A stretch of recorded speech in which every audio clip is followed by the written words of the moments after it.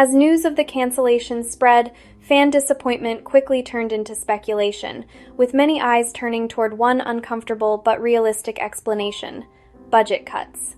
Bringing back Michael Weatherly as Tony DiNozzo and COTE de PABLO as Ziva David was never going to be a low-cost decision. These weren't brief guest appearances or nostalgic cameos. This series was built entirely around two former leads, whose popularity helped define NCIS at its peak.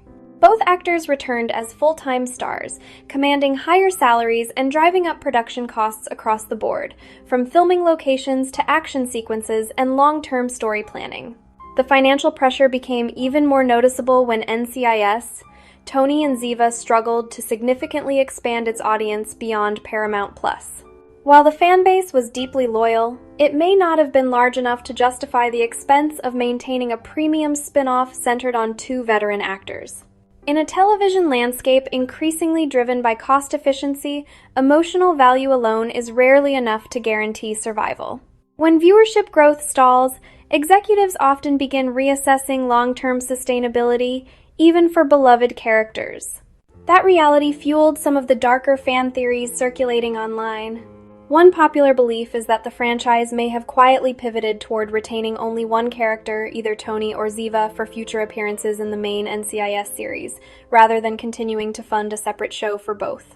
Another theory goes even further, suggesting that one character could eventually be written out permanently, possibly through an on-screen death, to reduce ongoing costs while creating a dramatic, emotionally resonant storyline.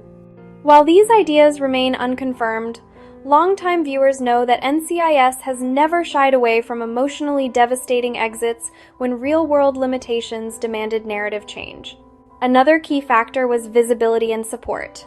By remaining a Paramount Plus exclusive, NCIS, Tony and Ziva lacked the wider exposure and financial cushioning that comes from a CBS broadcast run. Without that additional safety net, the series had very little margin for error. Even with strong fan engagement, the combination of high costs and limited reach left the show vulnerable. In the end, it wasn't a lack of love that doomed NCIS Tony and Ziva, it was the harsh reality that, in modern television, even the most iconic partnerships must survive the numbers to stay alive.